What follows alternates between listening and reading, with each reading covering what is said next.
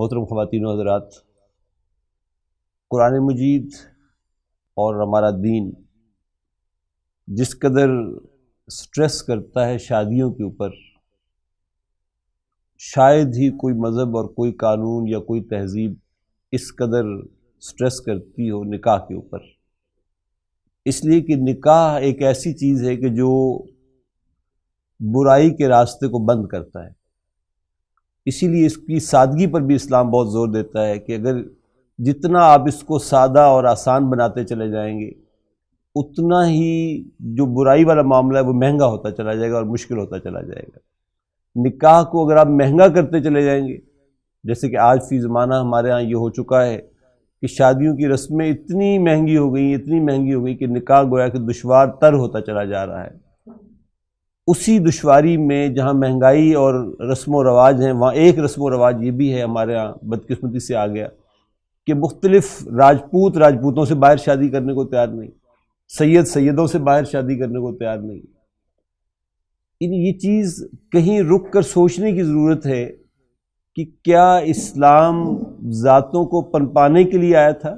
ان کے پنپنے کے لیے راستہ ہموار کرنے آیا تھا، یا وہ اسلام جو تھا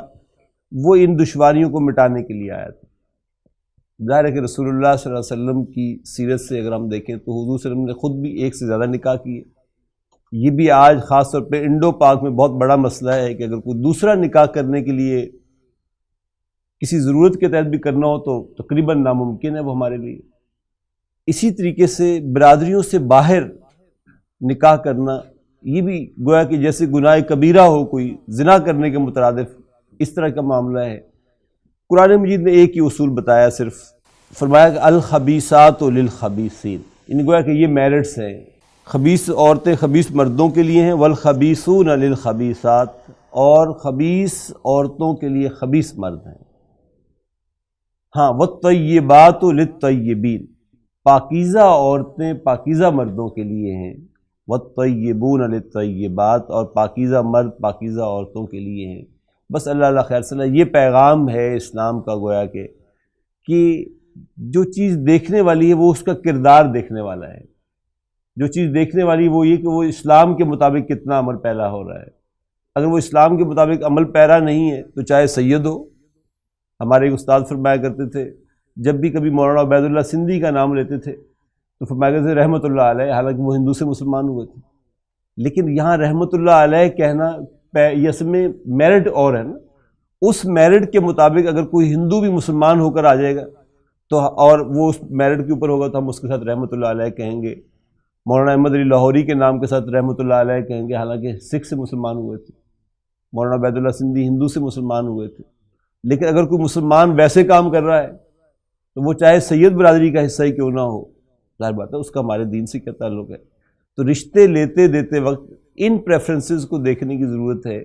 نہ کہ ان پریفرنسز کو دیکھنے کی ضرورت ہے کہ اس کا تعلق لڑکی کا کس برادری کے ساتھ ہے یا لڑکے کا کس برادری کے ساتھ ہے۔ ہمارے ہاں تو یعنی شیخ کی شادی شیخ کے ساتھ ہو سکتی ہے، راجپوت کی راجپوت کے ساتھ ہو سکتی ہے، جاٹ کی جاٹ کیا ہو سکتی ہے، عوانوں کے گھروں سے باہر نہیں نکلتے۔ تو میں سمجھتا ہوں کہ اس کی ایک تو عذر قرآن بھی اس کی کوئی حیثیت نہیں ہے، اور ویسے بھی آج یعنی یہ میرے کو مخاطب آج پنجاب یونیورسٹی کے اسٹوڈنٹس ہیں تو میں ان سے بھی یہی کہوں گا کہ خالصتاً بایولوجیکل پوائنٹ آف ویو سے بھی اگر آپ دیکھیں، آج کی سائنس کے اعتبار سے بھی دیکھیں تو وہ تو اس کو الٹا اور موٹیویٹ کرتے ہیں اس بات کو کہ رشتے لیتے دیتے وقت آپ ذرا دیکھیں کہ کراس برادریوں میں اگر آپ جائیں تو بچے ذہانت کے اعتبار سے بھی، صحت کے اعتبار سے بھی، ایون آئی سائٹ کا آج کل بہت مسئلہ ہے کہ اگر ایک ہی وہ کزن میرجز کے چکر میں آ کر بچوں کو بچپن میں ہی گلاسز لگ جاتے ہیں، تو دونوں اعتبارات سے میں سمجھتا ہوں کہ قرآن مجید کی روح سے بھی، ہمارے دین کی روح سے بھی، اور ماڈرن سائنسز اور بایولوجیکل سائنسز کے اعتبار سے بھی، اور ذرا تھوڑا سا باہر نکل کر وسیع اسپیکٹرم میں سوچے تو اس کو اس بات کا احساس ہو جائے گا کہ اسلام نے جس چیز کو پروموٹ کیا وہ حکمتوں سے بھری ہوئی بات تھی، حکمت سے خالی کوئی عمل نہیں تھا۔ تو میرے نزدیک میں یہ سمجھتا ہوں کہ اسلام اسی بات کو پروموٹ کرتا ہے کہ انٹر فیملی میرجز جو ہیں، ٹھیک ہے اگر اچھا رشتہ ملتا ہے تو یعنی ایسا نہیں کہ فیملی کے اندر شادی کرنا کوئی گناہ ہے، لیکن فیملی سے باہر شادی کرنا بھی کوئی گناہ نہیں، بس اصل میں اس کو سمجھنے کی ضرورت ہے اقول قولی ھذا واستغفر اللہ لی ولکم ولسائر المسلمین والمسلمات.